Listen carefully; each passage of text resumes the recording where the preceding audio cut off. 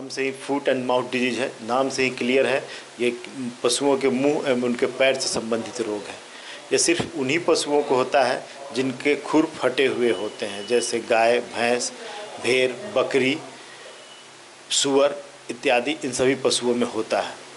इसके फैलने का मुख्य ये वायरल जनित रोग है, और वायरल जो फैमिली एफ्थोविरिडी से आते हैं, और जो है कि पिकोरनाविरिडी का ये है। इसमें इस रोग में देखा जाता है प्रायः यह काफ़ी संक्रामक रोग है, और पशुओं के लार या उनके संपर्क में आए किसी भी वस्तु से ये दूसरे पशु में फैल सकता है। इवन दूध से या सीमेन से भी ये दूसरे पशु में फैल सकता है। ये छुआछूत की बीमारी एक तरह से आप कह सकते हैं। मुंहपका खुरपका रोग, जिसे हम एफएमडी के नाम से भी जानते हैं, ये गाय, भैंस, भेड़, बकरी, सूअर आदि पालतू पशुओं में होने वाला एक अत्यधिक संक्रामक रोग है। खासकर दुधारू गाय और भैंस में ये बीमारी अधिक नुकसानदायक होती है। ये रोग एक अत्यंत सूक्ष्म विषाणु से होता है। ये पशुओं में अत्यधिक तेजी से फैलने वाला रोग है और कुछ समय में एक झुंड या पूरे गांव के अधिकतर पशुओं को संक्रमित कर देता है। इस रोग से पशुधन उत्पादन में भारी कमी आती है। साथ ही देश से पशु उत्पादों के निर्यात पर भी प्रतिकूल प्रभाव पड़ता है।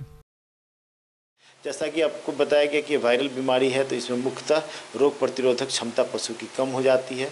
पशुओं के मुंह में वेसिकल्स, गोला गोला फोका कह सकते हैं, वो होता है, मुंह के चारों तरफ होता है, उनके नाक पे होता है, जीभ पे होता है, पैरों में होता है। उसके अलावा उनके थन के आसपास भी होता है।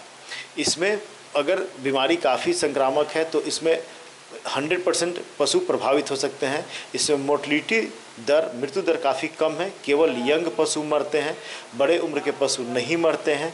लेकिन ये पशुओं के उत्पादकता को काफ़ी प्रभावित करता है, चूँकि ये मुंह में होता है, पैर में होता है, थन में होता है। चूँकि मुंह में सबसे ज़्यादा प्रभावित करता है, पशु खाना कम कर देते हैं, और खाना जैसे ही 3-4 दिन कम करेंगे पशु कमज़ोर हो जाता है, पशु का उत्पादन में काफ़ी ह्रास होता है, जिससे एक तरह से कहिए कि ये पशुओं में होने वाला आर्थिक रूप से सबसे महत्वपूर्ण रोग है।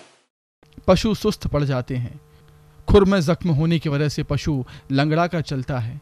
पैरों के जख्मों में जब कीचड़, मिट्टी आदि लगती है तो उनमें कीड़े पड़ जाते हैं और उनमें बहुत दर्द होता है। पशु लंगड़ाने लगता है। दुधारू पशुओं में दूध का उत्पादन एकदम गिर जाता है और पशु बहुत कमज़ोर होने लगते हैं। इसका 7 दिन या 4 दिन 5 दिन में पशु को जो है कि रोग प्रतिरोधक क्षमता बढ़ाने की दवाइयों के साथ साथ ठोस कॉन्सनट्रेट आहार दे के ठीक किया जा सकता है। इसके अलावा हम लोग ये सोडा को मुंह में लगाते हैं, थोड़ा सा पोटासियम परमैंगनेट, जिसको उसके पानी से उसके खुर को धोते हैं, मुंह को धोते हैं।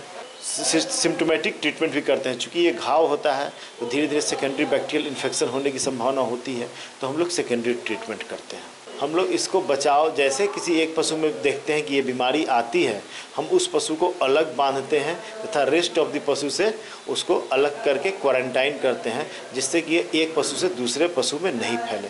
साथ ही जो पशुपालक उस पशु को, प्रभावित पशु को देख रहे हैं, वो प्रभावित पशु के साथ अपना समय, खाना पीना या बाकी समय व्यतीत करने के बाद दूसरे स्वस्थ पशु की तरफ जाने के पहले अपने आप को पूरी तरह से सैनिटाइज कर इस रोग के प्रभाव को रोक सकते हैं।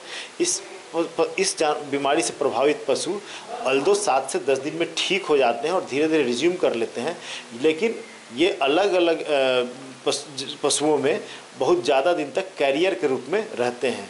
जैसा कि गाय और भैंसों में ये 2.5 से 3 साल तक इनका विषाणु वायरस पशुओं में रहता है, जो कि कभी कभी कैरियर के रूप में काम करते हैं और वहाँ ये फिर से बीमारी को दूसरे पशु में फैलाने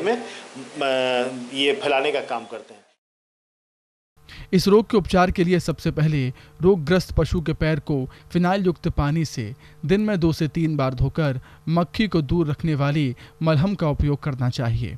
मुंह के छाले को 1% फिटकरी अर्थात 1 ग्राम फिटकरी 10 मिलीलीटर पानी में घोलकर दिन में 3 बार धोना चाहिए। इस दौरान पशुओं को मुलायम और सुपाच्य भोज दिया जाना चाहिए। पशु चिकित्सक के परामर्श पर दवा देनी चाहिए।